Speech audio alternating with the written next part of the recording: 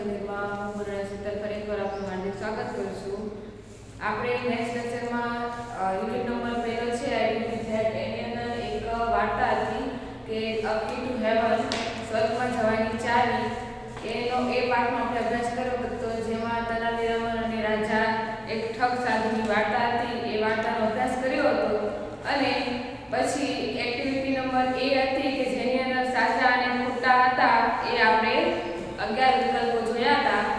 હવે આપણે page number 6 ઉપર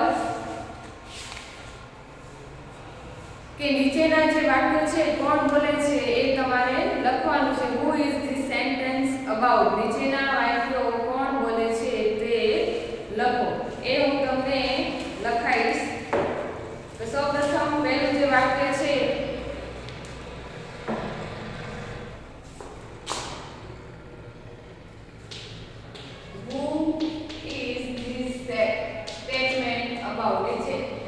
નીચેના જે સેન્ટેન્સ છે એ કોણ બોલે છે તે લખવાનું છે. તો પહેલું વાક્ય છે એમાં શું છે? હી લિવ્ડ ઇન ધ કેમ્પ. તે કેમ્પ એટલે કે તંબુમાં રહે છે. તો કોણ રહે છે?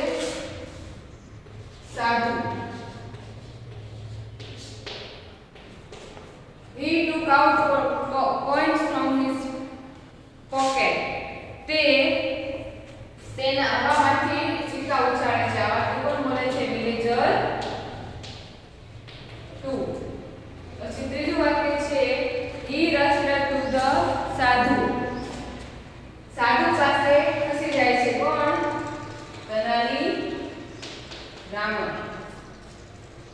આ વાક્ય કોના માટે વપરાયું છે? તો તેનાલી રામન માટે. He produced the coins and he wanted to discuss the new road project.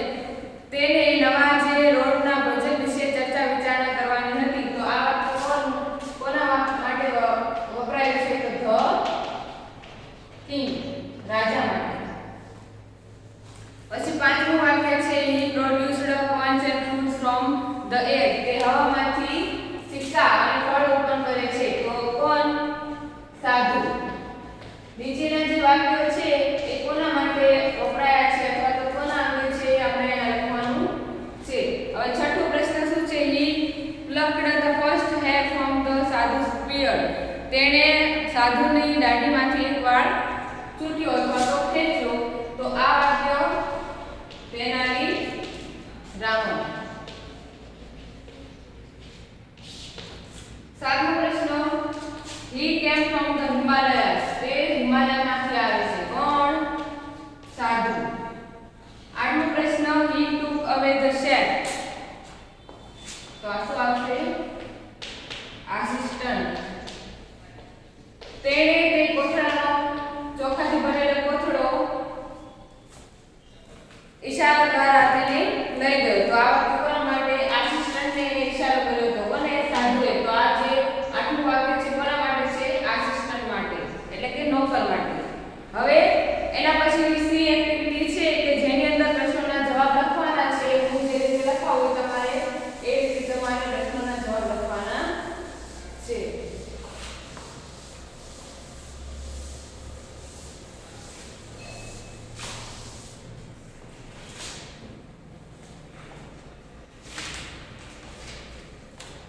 પહેલો પ્રશ્ન છે કે where did the king's minister go? રાજાના જે મિનિસ્ટર છે એ દેખાતા ન હતા. ક્યાં ગયા હતા? તો પહેલો પ્રશ્ન છે એનો જવાબ શું છે? કઈ રીતે લખવાનો છે કે the king's minister went to the sadhu's camp. The king ministers went to the sadhu's camp. રાજાના જે પ્રધાનો હતા તે ક્યાં હતા? સાધુના કેમ્પમાં. અહીંયા where did થી પ્રશ્ન પૂછ્યો છે. where did the king's minister go? તો અહીંયા જવાબ આપતી વખતે did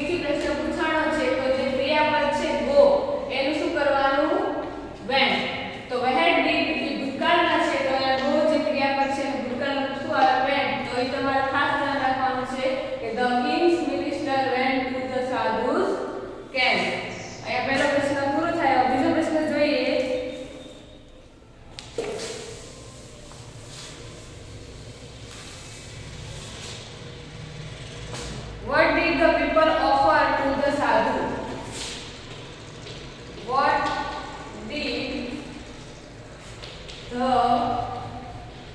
people offer to the સાધુ. સાધુને લોકો શું ઓફર શું આપતા હતા? તો જવાબ શું આવશે? the people. આ ઓફર છે વ્યક્તિ પ્રશ્ન પૂછ્યો છે તો ઓફર જે ક્રિયાપદ છે એનું ભૂતકાળનું રૂપ શું આવશે? ઓફર. ઈડી વાળું રૂપ શું આપે?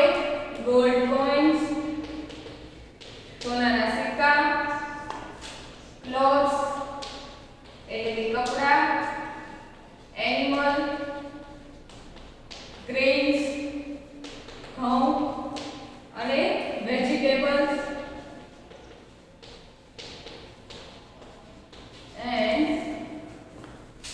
dry fruits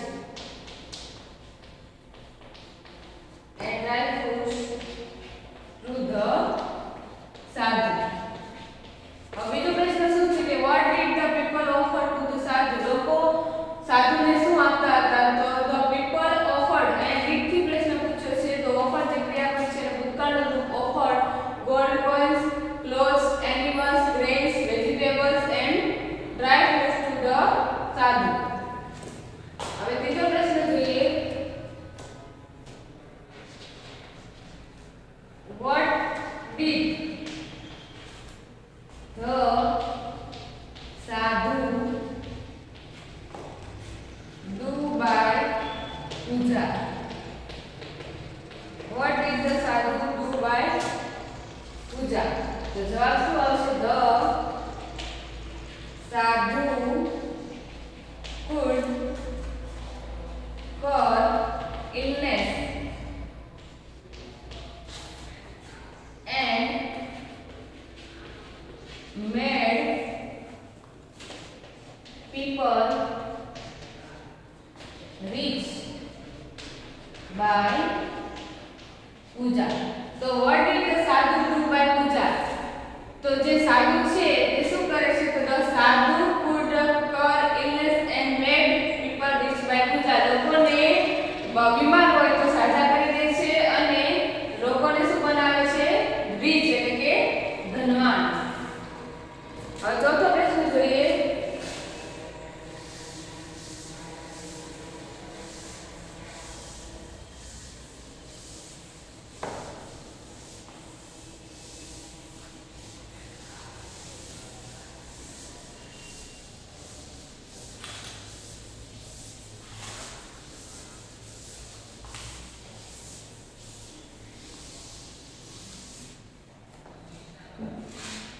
What was the sadhu's promise to the villager too? What was the sadhu's promise to the villager too? જે કામનો છે બીજો માણસ હતો એને સાધુએ શું પ્રોમિસ કર્યું? તો જવાબ શું આવશે? the sadhu promised the villager to that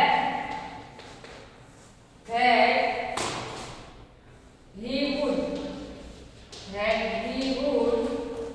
definitely, ચોક્કસ, definitely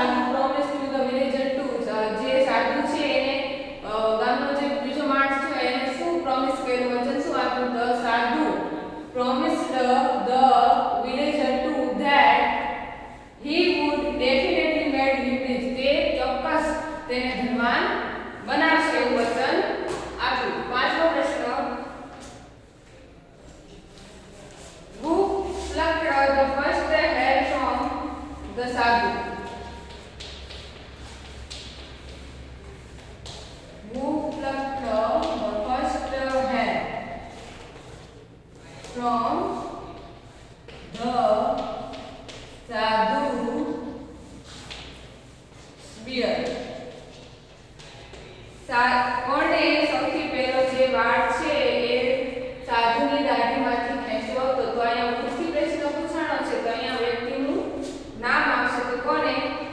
Tenali Raman. Tenali Raman plucked the first hair from the sadhu's birth. અહીંયા જો ભૂથી પ્રશ્ન પૂછાણો છે, તો જે તે વ્યક્તિનું ભૂથી પ્રશ્ન પૂછાણો હોય ત્યારે જવાબ આપતી વખતે તે વ્યક્તિનું નામ આવશે અને પાછળની વાક્ય રચના છે તે સેમ રહેશે. તો Tenali Raman plucked the first hair from the sadhu's beard. એટલે કે તેનાલી રામન નામના વ્યક્તિએ સાધુની દાઢીમાંથી પહેલો વાળ ખેંચ્યો હતો. એ તમારે ખાસ ધ્યાન રાખવાનું કે ભૂથી પ્રશ્ન પૂછાણો હોય ત્યારે જે તે વ્યક્તિનું નામ આવશે અને પાછળની વાક્ય રચના સેમ રહેશે. હવે છઠ્ઠો પ્રશ્ન જોઈએ.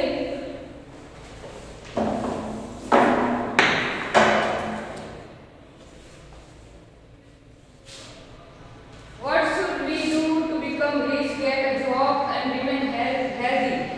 To become rich, we should work hard. જો આપણે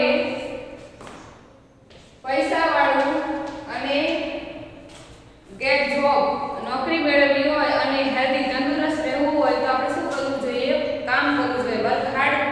તો જવાબ શું આવશે? તો become rich we should work hard. જો આપણે પૈસાવાળું અને ધનવાન બનવું હોય તો શું કરવું પડે? આપણે એના માટે મહેનત કરવી પડે, કામ કરવું પડે. એવો છઠ્ઠાનો જવાબ આવે. હવે નીચે આપણને આપેલું છે કે ડી વિભાગની અંદર શું આપેલું છે કે નીચેના જે ખાલી જગ્યા આપેલી છે એની અંદર તમારે એક અક્ષર ખૂટે છે, અક્ષર બધા તમારે લખવાના છે અને કૌંસમાં તે આપેલા છે પ્રમાણે લખવાના.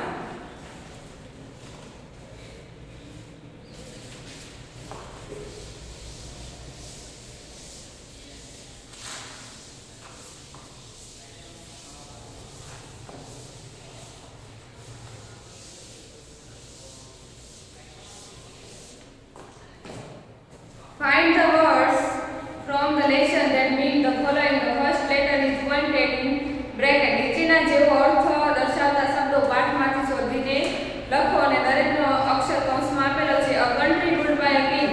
રાજા દ્વારા ચલાવવામાં આવતું રાજ્ય. તો અહીંયા શું જવાબ આવશે? કિંગડમ. આવી રીતે પહેલો જે ઉદાહરણ આપ્યું છે એમાં શું આવે? કિંગડમ. બરાબર. એ જ રીતે બીજો પ્રશ્ન શું છે? A way of addressing a religious leader. ધાર્મિક લીડર એને શું કહેવાય? Your Holiness. તો તમારે શું લખવાનું છે અહીંયા? Your Holiness. એચ આપેલો છે અને વાય પણ આપેલો છે. હવે ત્રીજું છે people believe that good people go to this place after death. લોકો એવું માને છે કે જે સારા માણસો હોય એ મૃત્યુ પછી ક્યાં જાય? સ્વર્ગમાં. તો એનો એચ આપેલો છે તો અહીંયા શું આવે? જવાબ હેવન એટલે કે સ્વર્ગ. હવે ચોથું વાક્ય છે રન આફ્ટર સમવન. કોકની પાછળ ભાગવું. તો અહીંયા સી આપેલો છે તો એને શું કહેવાય? ચેઝ એટલે કે પીછો કરવો. તો ચોથામાં શું આવશે? ચેઝ. પાંચમો પ્રશ્ન the police does this to the thief. The પોલીસે જે ચોર હતા એને પકડ્યા. તો એમાં એ આપેલો છે તો અંદર શું આવશે? અહીંયા એરેસ્ટ. છઠ્ઠો પ્રશ્ન a way of addressing the king. રાજાને સંબોધવામાં આવતું નામ. તો એને શું કહેવાય? વાય આપેલો છે તો યોર મેજેસ્ટી એટલે કે નામદાર. Your majesty. છઠ્ઠામાં શું આવશે? યોર મેજેસ્ટી એટલે કે નામદાર. સાતમો પ્રશ્ન person in the king's court. એવો માણસ કે જે રાજ્યના દરબારમાં હોય તો એને શું કહેવાય? દરબારી હોય તો એને શું કહેવાય? કોર્ટિયર એટલે શું કહેવાય? એને દરબારી. સી આપેલો છે જવાબ શું આવશે કોર્ટિયર એટલે કે દરબારી. હવે જે આજનો આપણો લેક્ચર છે એ પૂર્ણ થાય છે. હવે હું તમને લેસન કરીશ, તમારે લેસન લખવાનું છે.